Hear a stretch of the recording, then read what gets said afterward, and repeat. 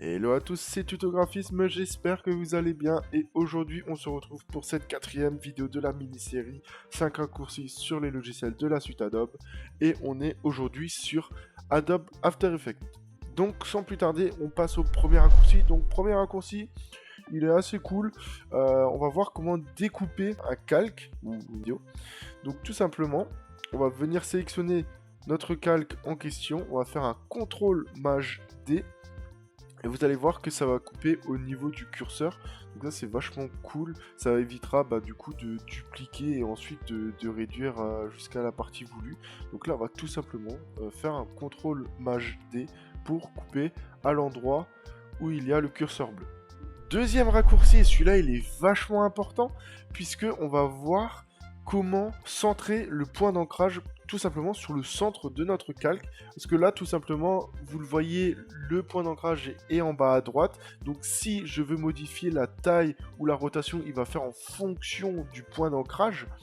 Nous on le veut au milieu pour que il soit réduit au centre de ce calque. Donc on va tout simplement appuyer sur la touche CTRL et on va venir faire un double clic gauche sur le picto, l'icône du point d'ancrage, et vous allez voir que automatiquement le point d'ancrage va se situer au centre de ce calque, qui sera beaucoup plus simple pour faire une réduction ou en tout cas pour modifier par rapport à ce point.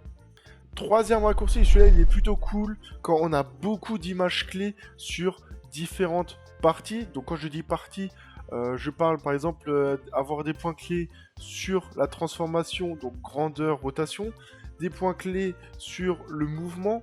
Donc c'est des points clés qui se situent sur différentes parties et on va voir tout simplement comment on va les afficher rapidement sans pour autant à chaque fois déployer le calque en question, puis ensuite aller dans la section, puis ensuite le refaire. Non, vous allez perdre un temps fou à faire ça.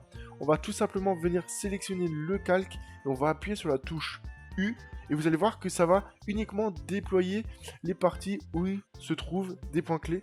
Donc un raccourci qui va vous faire gagner du temps et surtout qui va vous afficher seulement les parties où il y a des points clés. Donc pour vous éviter d'avoir une pollution visuelle. Quatrième raccourci, et celui-là il est plutôt sympa puisque il va vous permettre de placer le calque au niveau de votre curseur. Donc c'est à dire que si maintenant mon curseur est ici et que je veux le début de ce calque au niveau du curseur, on va tout simplement venir appuyer sur la touche pourcentage et vous allez voir que automatiquement celui-ci va être déplacé.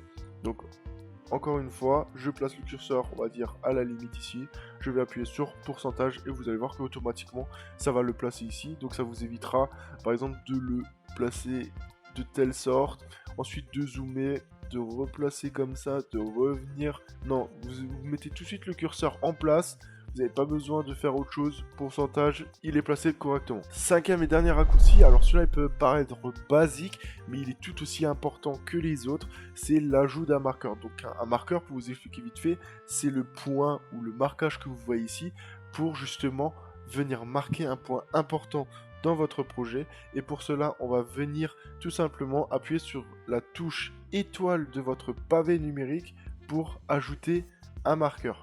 Donc c'est un raccourci qui peut paraître, comme j'ai dit, basique, mais vous allez voir qu'au fil du temps, si vous voulez ajouter des marqueurs, ce petit raccourci va vous faire gagner pas mal de temps. J'espère que cette vidéo vous aura plu et on se retrouvera pour une prochaine vidéo. Et je vous dis à très bientôt. Ciao!